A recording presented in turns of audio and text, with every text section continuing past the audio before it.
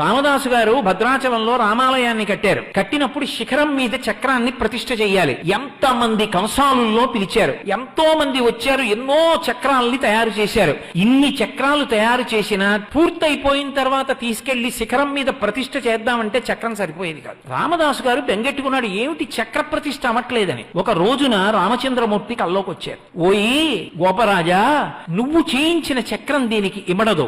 గోదావరి నది అనుగ్రహిస్తుంది చక్రాన్ని. నువ్వు రేపు స్నానం చేసి గోదావరిలో నిలబడు, అలల మీద తేలి సుదర్శన చక్రం వస్తుంది అన్నారు. రామదాసు గారు ఆ గోదావరి నదిలో స్నానం చేసి నిలబడి ఉండగా అలల మీద తేలుతూ వచ్చింది చక్రం. ఇప్పుడు భద్రాచలం రామాలయం పైన ఉన్నటువంటి చక్రం ఉన్నదే, ఆ చక్రం గోదావరి ప్రసాదంగా అలల మీద తేలి వచ్చిన చక్రాన్ని రామదాసు గారు ప్రతిష్ఠ చేశారు. గోదావరి మాట్లాడింది. ఒకానొకప్పుడు రామానుజాచార్యుల వారిని పరమభక్తుడు రామచంద్రమూర్తి. రామానుజాచార్యుల వారంటే విశిష్టాద్వైత మత ప్రవర్తకులైనటువంటి భగవద్ రామానుజుల గురించి కాదు నేను మాట్లాడుతున్నది. భద్రాచలంలో ఉన్నటువంటి అర్చక స్వామి పేరు రామానుజాచార్యుల వారు. పరమభక్తి తత్పరుడు. ఆయన దేవాలయంలో ఉండగా కొంతమంది, ఆ రోజుల్లో అలా ఉండేవి భావనలు, దేవాలయంలో ఉన్నటువంటి విగ్రహాలని ధ్వంసం చేయడానికని బయలుదేరి వచ్చారు. వచ్చినప్పుడు వాళ్ళు వచ్చేస్తున్నారు దండయాత్రగా, రామాలయంలో మూర్తుల్ని బద్దలు కొట్టేస్తారని అవి కనపడకుండా మట్టితో గోడ కట్టేసి చిన్న కన్నం పెట్టి లోపల అఖండ దీపం పెట్టి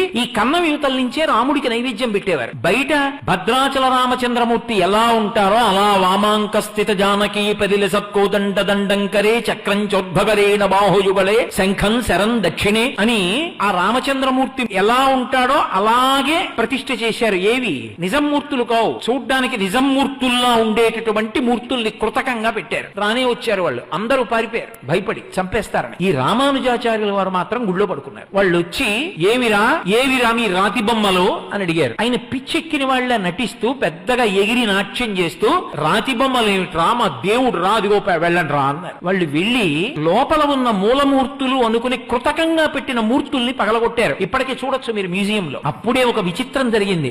ఎక్కడి నుంచో ఇద్దరు ద్వారపాలకుల మూర్తుల్ని ఒంటె మీద తీసుకొచ్చారు. ఆ ఒంటె నడుము విరిగిపోయింది, అది తీసుకెళ్లలేకపోయింది. ఆ ద్వారపాలకులు ఉండిపోతే వాటినే భద్రాచలంలో పైన ప్రతిష్ఠ చేశారు ద్వారపాలకులుగా. వాళ్ళు భద్రాచలం వచ్చారు. ఇంకా పెద్ద విశేషం ఏమిటో తెలుసా? ఒకప్పుడు రామానుజాచార్యుల వారు అంటే అర్చక స్వామి, ఉత్సవమూర్తుల్ని ఎత్తుకుపోతారు ఎలా అని చెప్పి సీతమ్మని, రాముణ్ణి, లక్ష్మణుణ్ణి ముగ్గురిని పట్టుకెళ్లి తిన్నగా గోదావరి ఒడ్డున ఒక రాళ్ల కుప్ప కింద దాచారు.